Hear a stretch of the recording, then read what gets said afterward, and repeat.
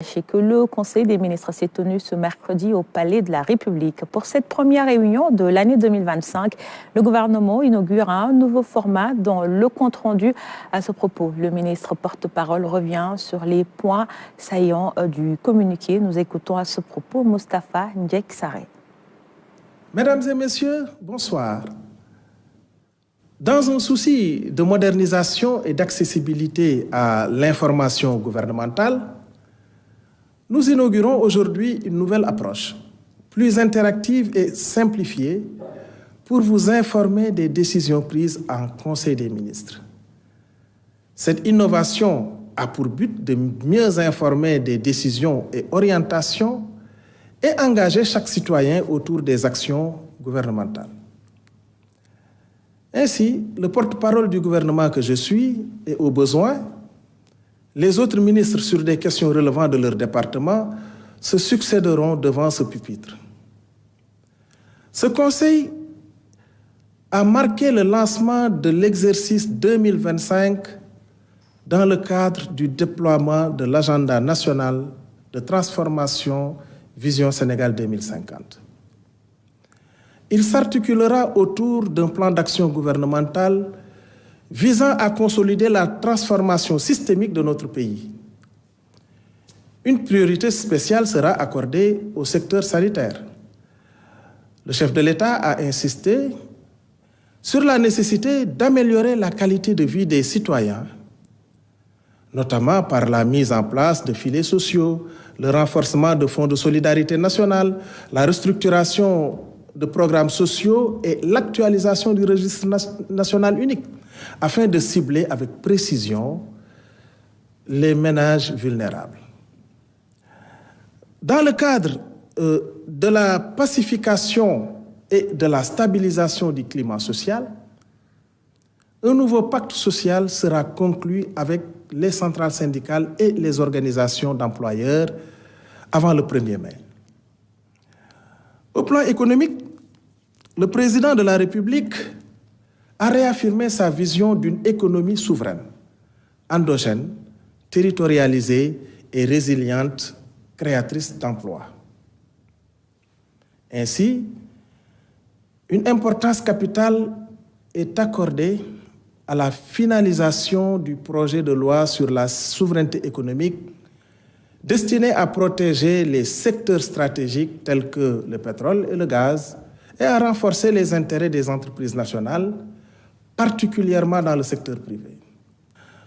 Dans le cadre de la gestion transparente et efficiente de nos ressources naturelles, la nouvelle composition du comité COS-Pétrogaz se réunira avant fin avril 2025. Le développement économique régional, quant à lui, se fera par la mise en valeur des pôles territoires de manière à maximiser leur potentiel d'emploi à travers des projets structurants. Notre objectif est de faire passer la part de Dakar dans le PIB national de 46% à 29% d'ici 2050. La maîtrise du coût de la vie passera au plan structurel par le développement de la souveraineté alimentaire du pays en soutenant largement le secteur primaire et l'agriculture en particulier. Le gouvernement a déjà consenti un effort budgétaire de 140 milliards de francs CFA pour atténuer les pressions conjoncturelles sur les prix et sera intransigeant sur le respect des prix intérieurs. Abordant les Jeux olympiques de la jeunesse Dakar 2026, le chef de l'État a exigé une supervision rigoureuse de l'avancement des projets afin de garantir leur livraison à temps. Soucieux d'une exécution efficace des politiques publiques, le Premier ministre a annoncé la mise en place d'un dispositif renforcé pour le pilotage, le suivi et l'évaluation des programmes et projets découlant des 26 objectifs stratégiques et des réformes du plan quinquennal 2025-2029. La rationalisation, la priorisation et l'efficience dans l'utilisation des ressources publiques restent un enjeu majeur pour le gouvernement. C'est pourquoi le Premier ministre a décidé que toutes les dépenses d'investissement seront validées à son niveau.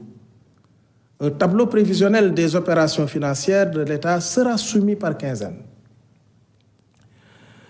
Au plan législatif, 2 projets de loi d'envergure ont été adoptés par le Conseil. D'abord, le projet de loi portant réglementation de la microfinance en application des directives de l'UEMOA. Ce texte consolide la gouvernance du système de microfinance, renforce la protection des épargnants, encourage l'inclusion financière, favorise la mobilisation de l'épargne nationale et intègre des innovations couvrant le champ de la finance islamique.